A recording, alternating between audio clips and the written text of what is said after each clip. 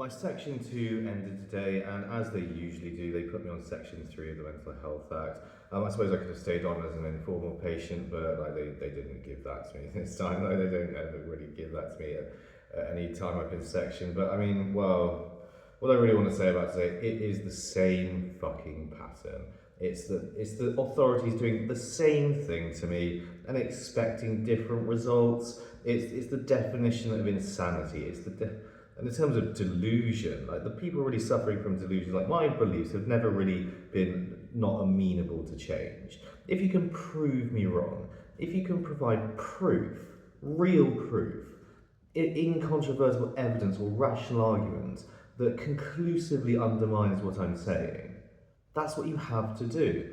If you give me no room in which to manoeuvre, like it happened the other day on my channel, like with this Italian POWs business that I was harping on about, when like it probably wasn't Italian POWs, but it was Germans, and I just like memory is a fickle thing, and indeed I probably got a detail wrong, and I had to change my opinion basically. Like I've proven that like beliefs of mine, like, are not like solid and fixed. It doesn't meet the threshold for delusions under the let's say the dictionary definition of the term delusions, ignoring the rather like slippery definition of delusions in the DSM-5, as opposed to the more traditionally established definition of delusions in the DSM-4, or that kettle of fish. But just moving on from that, like yeah, like I've got a quote by Marcus Aurelius here on the back of Meditations, which I'm reading currently. It says, "If someone can prove me wrong and show me my mistake in any thought or action, I shall gladly change. I seek the truth, which never harmed anyone. The truth is to persist. Sorry, the harm is to persist in one's own self-deception and ignorance." Like I never want to be ignorant. I never want to deceive myself. I've even talked myself out of believing in what was likely to be the case about that people trying to murder me and so on. I even talked myself out of it before, but it didn't persist for very long. I never felt safe, really. I still felt like people out there in the community were harassing me. I still felt, like people were spreading malicious rumors about me, for instance. Still having my reputation soiled for no good reason, and distance from people close to me, friends and so on, who turn against me and don't stop interacting with me. I just to isolate me, make my mental health worse, drive me into a crisis, section me again, and etc. So on it goes. And every time I say something, I try to expose something that Nicola and my father have done. It is the same pattern again. This is just revenge sectioning. This is sectioning to discredit me on the one hand, to punish me on another, to prevent me from making videos like this. I will never stop making these videos. If there is breath in my body, I will not stop fighting them. I will ensure their ruin if I possibly can. I'll bring about their rightful end. And I'm ultimately going to write your legacies. That's the thing about Nicola and my father. Nicola's not capable of writing anything that anyone would want to read. That's just the truth of her abilities there. I can write. I can write very well. I've gotten things published before. I know I can get things published again. So I've got a chance of being a writer. She hasn't got the vaguest hope of becoming one at this point. Her life is going to be remembered only in reference to my life. She'll be a footnote in the history of my life. That's not arrogance either, that's just a statement of fucking facts. You've motivated me, what they've done, via their behaviour, that they have motivated me to ruin them for posterity.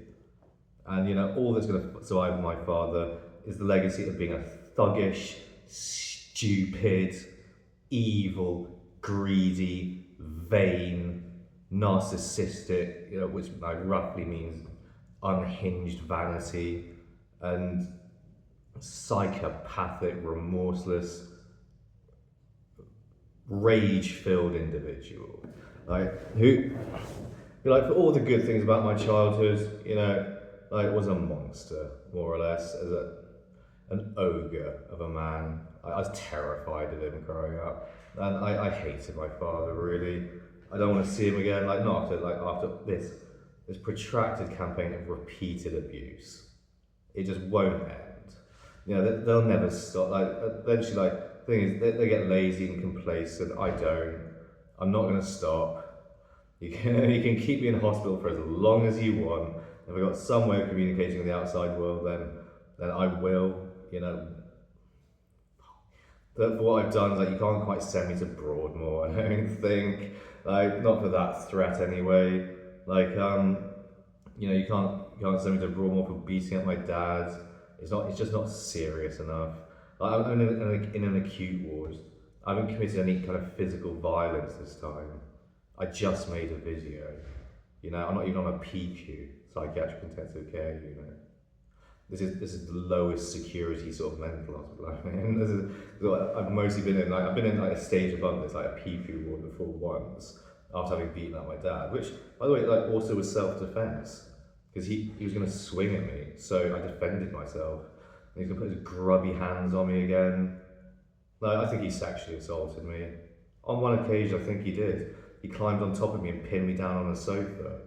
He didn't touch me like in the genitals or anything like that, but it was really creepy when he did that. Like if I was a woman, it would be classified probably as sexual assault or classifiable as it.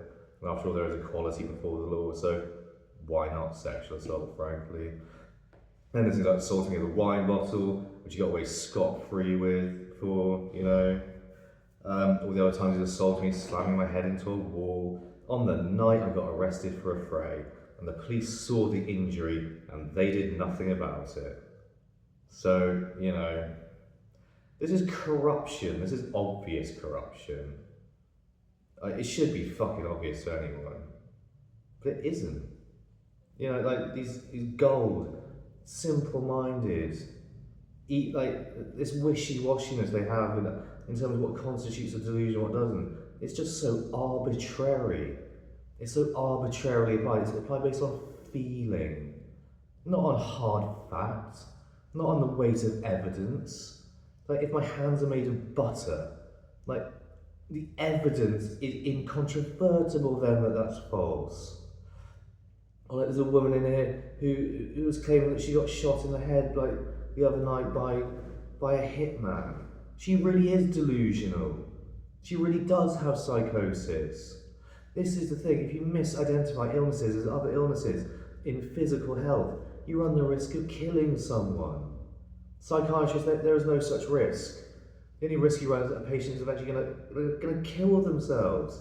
And like plenty of patients do kill themselves because they're driven to it by the system.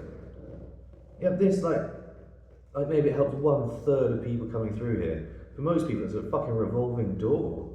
It makes them worse in most cases. That's been my experience anyway. I don't know what else to say about it. I shouldn't have to say anything else about it. It's just.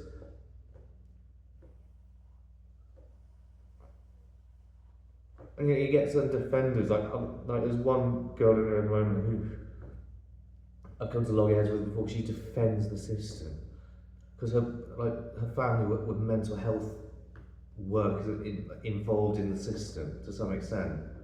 They're trying to help. Like, they keep trying to help, so-called, but it's ineffective, and they don't see that.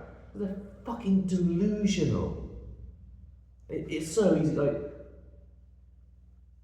to bandy about terms like delusion. It's so easy. But when it comes to the rigorous understanding of that term in medicine, they just haven't got it. Like this guy I was talking to, who delivered the news at section under section 3 this time. I argued with him, I was like, can you prove me wrong? Do you have incontrovertible evidence or rational argument to the contrary? He said no. Neither does the psychiatrist who made that decision.